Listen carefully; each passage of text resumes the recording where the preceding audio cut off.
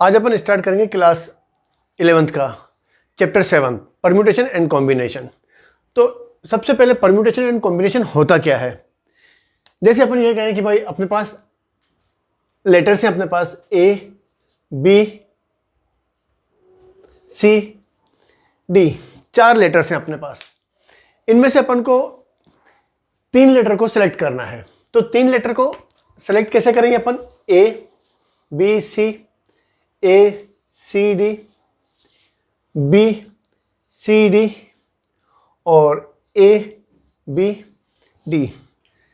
4 तरीके हो गए, मतलब इनको अलग अलग तरीके से अपन सिलेक्शन इस 4 तरीके से कर सकते हैं। पर अब इनको भी अगर अलग अलग तरीके से अरेंज करना हो तो जैसे इसको अपन अरेंज कैसे करेंगे? A C B, B A C, B C A B, C B A. मतलब पहले वाले सिलेक्शन को अपन 6 तरीके से अरेंज कर सकते हैं। 1 2 3 4 5 6।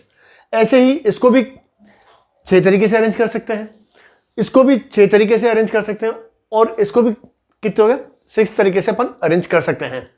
तो परम्यूटेशन और कॉम्बिनेशन में फर्क क्या है? तो सिलेक्शन जो होता है, जो अपन ने ये लिखा कि 4 लेटर्स में से अपन को अलग अलग 3 लेटर का सिलेक्शन करना हो, तो ये हो जाता है अपने पास कॉम्बिनेशन।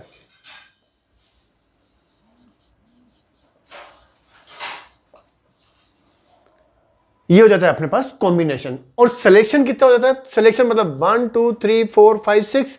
इसको भी 6 तरीके से अरेंज कर सकते हैं, इसको भी 6 तरीके से अरेंज कर सकते हैं और इसको भी 6 तरीके से अरेंज कर सकते हैं। इसका मतलब ये जो हो जाता है ना अपना, ये हो जाता है अपने पास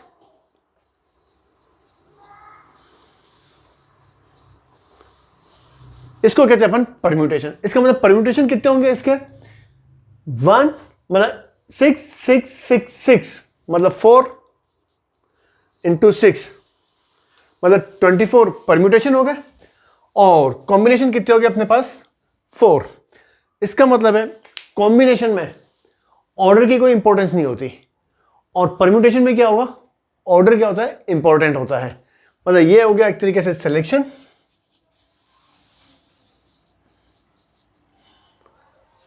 और ये हो गया अरेंजमेंट।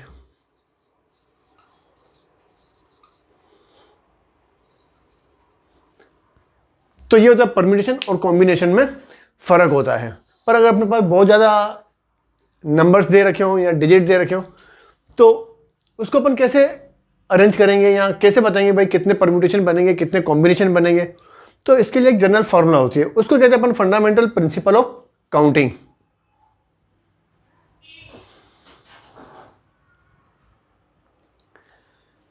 अब ये फंडामेंटल प्रिंसिपल ऑफ काउंटिंग, ये 2 टाइप के होते हैं, प्रिंसिपल ऑफ एडिशन और दूसरा होता है प्रिंसिपल ऑफ मल्टीप्लिकेशन।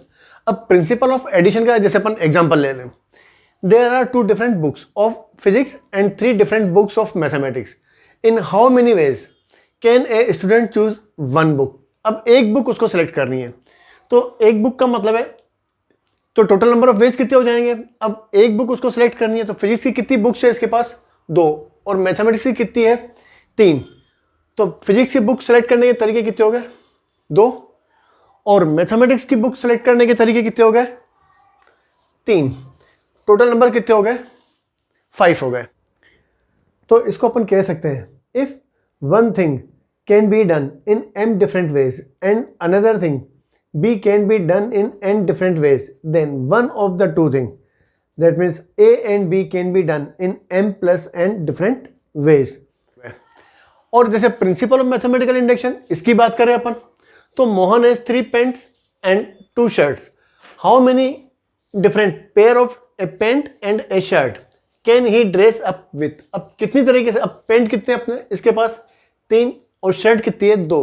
कितनी तरीके से वो ड्रेसअप कर सकता है अपने आप को? तो उसके लिए कितना, जैसे अपन ये एग्जांपल ले लें अपन,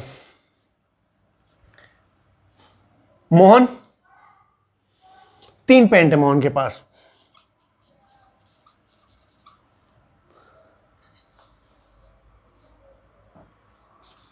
P1 P2 P3। शर्ट्स कितनी है इसके पास? 2, S1 S2 S1 S2 S1 S2। तो ड्रेसअप करने के तरीके कितने हो गए इसके पास? P1 S1, मतलब P1 पैंट पहन सकता है और S1 शर्ट पहन सकता है, मतलब पैंट इसके पास तीन है, P1 P2 P3, और शर्ट कितनी है? 2, S1 और S2। तो पहला तरीका कौन सा हो गया? P1 पैंट और S1 शर्ट। दूसरा तरीका हो गया P1 पैंट और S2 शर्ट। इसमें P2 पैंट और S1 shirt, P2 pant S2 shirt, P3 pant S1 shirt, P3 pant S2 shirt. तो टोटल नंबर ऑफ वेज कितने हो गए? 1 2 3 4 5 6, मतलब 2 × 3 कितने हो गए? 6 मेथड हो गए। तो अब कंफ्यूजन कहाँ आता है अपन को कि यहां अपन ने प्लस लिखा और यहां अपन ने क्या लिखा? इनटू लिखा। तो कहां पर प्लस लिखेंगे और कहां पर इनटू लिखेंगे? तो जब भी और आ जाए तो क्या लिखेंगे अपन? प्लस लिखेंगे, और एंड आ जाए तो अपन क्या लिखेंगे? इनटू लिखेंगे अपन। एंड आ जाए तो क्या लिखेंगे अपन? इनटू लिखेंगे। तो जैसे अपन इसमें क्या है कि 2 डिफरेंट टाइप ऑफ बुक्स हैं फिजिक्स की, तो फिजिक्स की बुक भी, अब उसको एक बुक लेनी है तो वो फिजिक्स की भी ले सकता है, और का मतलब ये हो गया प्लस, या मैथमेटिक्स की भी ले सकता है। और यहां पर 3 पेंट है उसके पास, तो इसको अपन लिखें 3 × 2 कर लेते हैं। तो जाएगा 3 पेंट एंड 2 शर्ट, तो कितना हो गया? टोटल कितना हो गया? 6 हो गया। तो fundamental principle of mathematics multiplication, और दूसरा होता है फंडामेंटल प्रिंसिपल ऑफ एडिशन। अब इसमें if one thing can be done in m ways and having done it by any one of these m ways, the second thing can be done in n ways independently of the first, मतलब first के ऊपर depend नहीं करती, then the total number of ways कितने हो जाएंगे? m × n। अब तीसरा होता है अपने पास, इन दोनों को मिक्स करके अगर अपन सम करें तो कैसा होगा? तो उसका भी अपन एग्जांपल कर लेते हैं। Find 2 digit numbers having different digits which are divisible by 5। तो अब जो अपन को 2 डिजिट नंबर बनाना है वो किससे बनेंगे अपने? 0 1 2 3 4 5 6 7 8 9 9, इन्हीं से ही बनेंगे अपन। कोई भी अगर अपन 2 डिजिट नंबर बनाते हैं तो इसमें फर्स्ट, जैसे अपन 2 डिजिट की बात करें 1 2, तो इसको कहते हैं अपन यूनिट प्लेस, और ये हो जाता है 10th प्लेस। अगर अपन 3 डिजिट नंबर बना रहे हैं तो हो जाता है 100th प्लेस। अगर 4 डिजिट नंबर बना रहे हैं, 4th डिजिट नंबर बना रहे हैं तो 1000 प्लेस। तो unit place, 10th place, 100th place और 1000 प्लेस। पर यहां पर अपन को क्या बोला है? 2 डिजिट नंबर बोला है। तो 2 डिजिट नंबर में 5 से डिविजिबल नंबर, 5 से डिविजिबल नंबर जैसे भी लें अपन, जैसे 5 10 15 20 25, ये सारे नंबर क्या है? 5 से डिविजिबल है।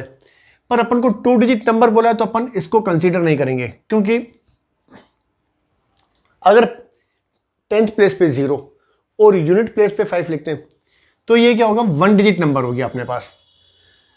तो अपन को 2 डिजिट नंबर के लिए क्या है कि 10th प्लेस पे, 10th प्लेस का मतलब यहाँ वाला, यहाँ पर 0 नहीं आएगा, और यूनिट प्लेस पे यहाँ तो 0 आएगा या 5 आएगा। जितने भी 5 से डिविजिबल नंबर है तो ये यूनिट प्लेस पे या तो 5 आएगा या 0 आएगा।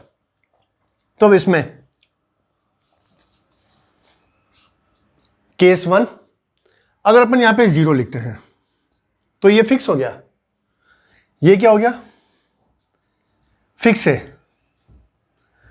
तो यहां पर लिखने का एक ही तरीका है, यहां पर अपन यूनिट प्लेस पे 0 ही लिख सकते हैं, मतलब ये वाला 0 अपन ने लिख दिया। इसका मतलब 10th प्लेस पे अपन 1 से लेकर के 9 जितने भी डिजिट अपन को दे रखे हैं उसमें से कोई भी एक लिख सकते हैं। मतलब यहाँ पर 10th प्लेस पे अपन 1 भी लिख सकते हैं, 2 भी लिख सकते हैं, 3 भी लिख सकते हैं और ऐसे 9 भी लिख सकते हैं। तो यहाँ लिखने के तरीके कितने हो गए?